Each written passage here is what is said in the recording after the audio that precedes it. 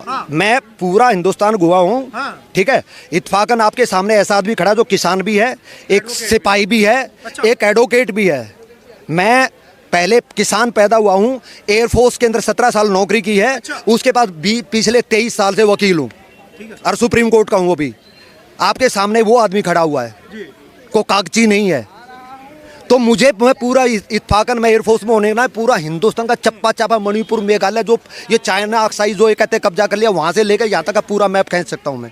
अब इसमें ये ट्रैक्टर जो चल रहे हैं, ये जो ट्रैक्टर की रैली देखो, सबके मोबाइल के अंदर दुनिया भर की सोशल मीडिया पर आई हुई होंगी। उसमें से एक ट्रैक्टर भी दिखा दो जो 10 साल पुराना हो, सबके सब ब्रांड न्यू ट्रैक्टर हैं।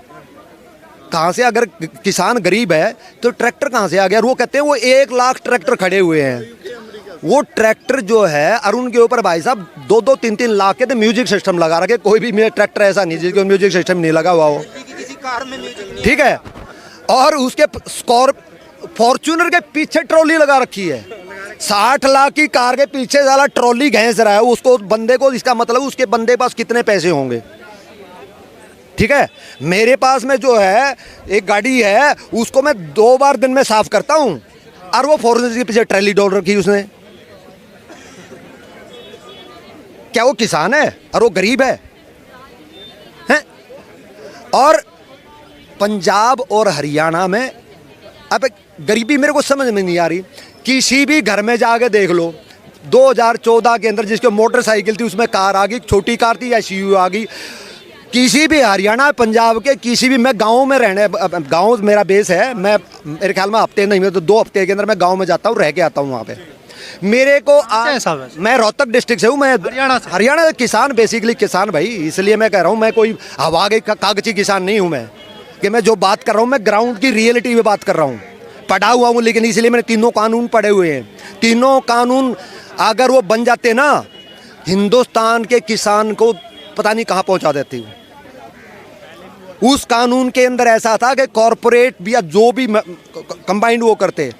आज के दिन मेरे पड़ोसी ने गेहूं बो दिया, मेरे पड़ोसी ने सरसों बो दी, उसका इतना बढ़िया फसल होगी, अगले दिन मैंने भी बोल दिया। यहाँ पे लोग जो ना चलन देख के फसल बोते हैं, जबकि अगर वो कॉरपोरेट लार्जर स्केल में होगी तो उसके अंदर ये देखा जाएगा, उनके पास रिसर्च टीम होगी। रिसर्च टीम होगी, वो ये देखेगी इजराइल में किस चीज़ की जरूरत है, यूक्रेन में किस चीज़ की जरूरत है, टर्की में किस चीज़ की जरूरत है, USA में किस चीज़ की जरूरत है, UK में किस चीज़ की जरूरत है। वो मार्केटिंग सर्वे करेंगे, वहाँ पे किस चीज़ की जरूरत है वो चीज़ बोएंगे, ठीक है। आज के दिन हरियाणा और किसानों ने दे आर द, एक तरह से मैं देखो, मैं बहुत हार्श वर्ड बोल रहा हूँ, दे आर द क्रिमिनल बोल रहा हूँ। और कारण बताऊंगा क्यों। मैं कोई भी मेरे मुंह से निकला हुआ शब्द मैं कॉन्शियस के साथ बोलता हूँ। वहां पे कैन यू बिलीव इट, बथुआ और जो खरपतवार हो उसको भी जलाने के लिए पेस्टिसाइड डालते हैं। उन्होंने जमीन को जहर बना दिया है। वो क्रिमिनल अपने भी परिवार के क्रिमिनल हैं, क्योंकि पंजाब के अंदर हर तीसरा आदमी कैंसरस है। आपको पता है? पंजाब के अंदर जाके देखो, कैंसर से वो चल रहा है, ठीक है। तो वो क्यों हो रहा है? उन्होंने अगले आने वाली जनरेशन के लिए बहुत बड़ा पाप कर रहे हैं वो ये करके। यहाँ पे 30 मन गेहूं होता था, वहां 50 मन गेहूं कर गए। क्या साला, जहां पर 4 कट्टे खाद के डालने वो 8 कट्टे डाल रहे हैं। आप आने वाली जनरेशन को भी बर्बाद कर रहे हैं। और फिर अगर जो ना वो दूसरे वाला जो मैं कह रहा हूं, जो सर्वे करके वो फिरते, तो वो इजराइल में या रसिया में या कनाडा में उसमें जो गेहूं जाने वाला, तो वो इतनी खाद वाला नहीं लेंगे वो लोग, वो बाकायदा टेस्ट करते हैं। उसके लिए आपको जो है ना ऑर्गेनिक फार्मिंग करनी पड़ती, ठीक है। उससे आपकी आने वाली जनरेशन्स के लिए और आपके लिए, जमीन के लिए बहुत ही हेल्दी होता। वो इतनी कमाल की चीज थी, जिसके लिए किसानों ने बहुत बड़ा, किसान जो भी एजिटेटर थे उन्होंने बहुत बड़ा पाप किया है। उन 3 कानूनों को वापस करवा गए। ये मेरे लिए पर्सनल दुख की बात है, पीड़ा की बात है। चलिए साहब, आपकी बात सही है। आपने कहा कि MSP में इतना बड़ा पंगा है कि अगर सरकार लागू कर दे इसको, कोई भी सरकार नहीं ला सकती। वो राहुल गांधी ने आज बोला है कि हम MSP गारंटी दे उस, अब मैं क्या बताऊं, उस प्रभु कहाँ से उसको ज्ञान आता मुझे नहीं पता। वो मेरे को एक बार सामने बता दो कैसे MSP को लागू कर देंगे। लागत उसको उसके बड़े बड़े कपिल सिब्बल रोज बड़े बड़े ज्ञाता है मेरे सामने बैठ के बता दे, अब वो एमएसपी को लागू कैसे कर देंगे, गारंटी को कानून में कैसे ला देंगे। बात किसानों की समझ में क्यों नहीं आती? ताऊ देवीलाल ने एक चीज कही थी बहुत बढ़िया, बोलता इनको समझा नहीं सकते, इनको बहका सकते हो।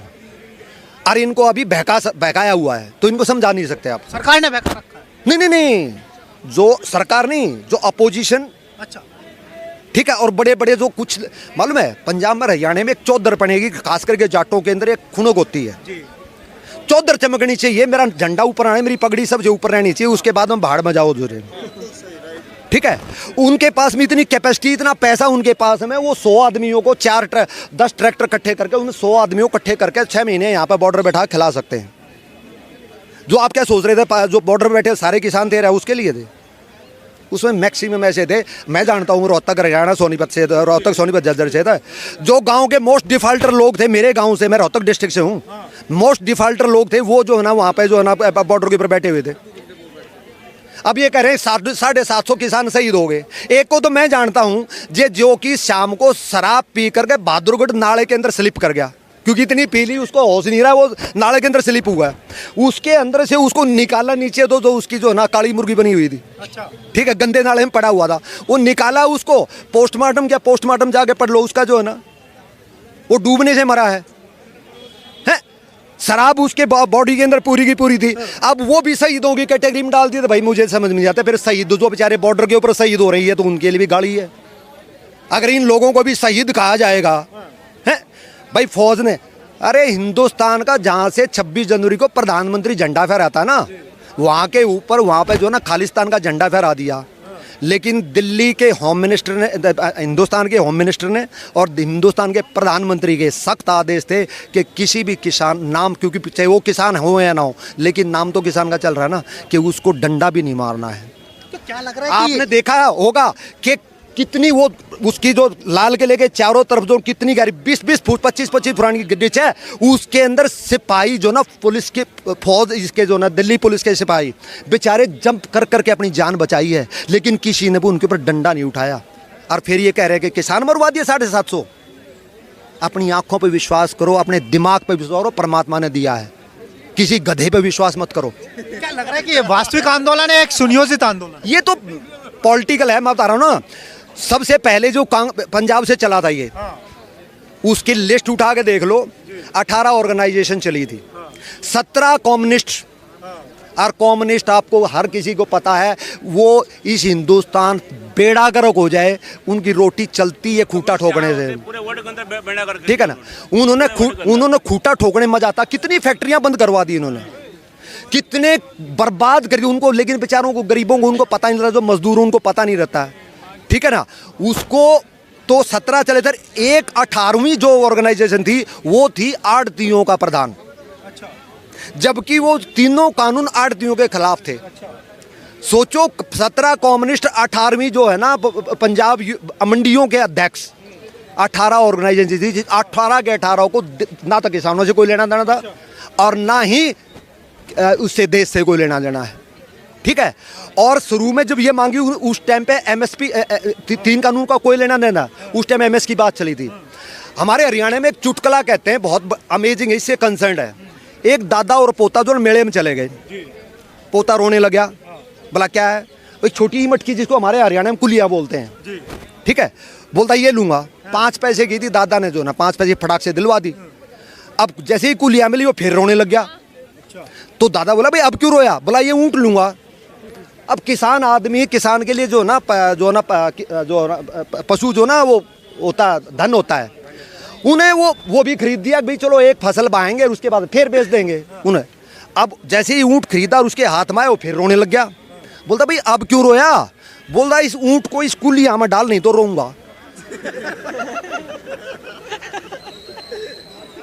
एग्जैक्टली जो 3 कानूनों का जो सिस्टम हुआ था, वो जो इकट्ठे होते यहाँ आते वो उन्होंने कुलियाँ भी मिल गई, उनको ऊँट भी मिल गया। लास्ट में बोले, आपने देखा होगा ना, जब उन्होंने कह दिया भाई तुम्हारा भाई एसडीएम नहीं होने वाला, ठीक है भाई तुम कोर्ट भी सील कोर्ट ले। अगली मीटिंग के अंदर सारे के सारे आपने देखा होगा बोर्ड लेके बैठ गए, चुप भाई आप मीटिंग में आए हो तो वार्तालाप करेंगे ना, आप लोगों ने, मैं इसमें कोई भी चीज़ झूठ बोलता हूँ अगेंस्ट द फैक्ट बता देना। उन्होंने बोर्ड लगा लिया अपने सामने कि नहीं, लिखा हुआ था तीनों कार्य वापस करें हम, और उसके अलावा कुछ नहीं चाहते, कोई बात नहीं करेंगे।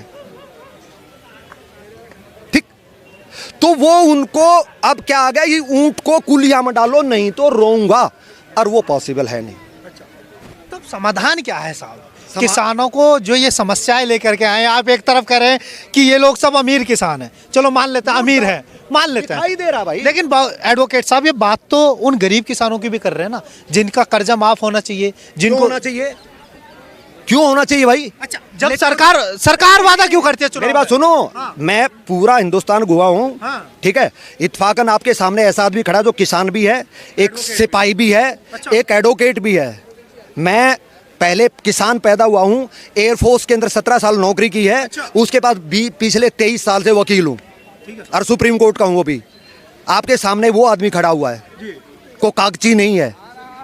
तो मुझे, मैं पूरा इत्फाकन मैं एयरफोर्स में होने ना, पूरा हिंदुस्तान का चप्पा चापा, मणिपुर, मेघालय, जो ये चाइना ऑक्साइड जो ये कहते हैं कब्जा कर लिया, वहाँ से लेकर यहाँ तक का पूरा मैप खींच सकता हूँ मैं। चलिए एडवोकेट साहब मान लेते हैं तो मैं वहीं पे आ रहा हूँ, जो महाराष्ट्र है और गुजरात है और इसमें मध्य प्रदेश कुछ एरिया जो है, उस एरिया के किसानों के लिए हम कह सकते हैं कि उनका कर्जा माफ होना चाहिए। लेकिन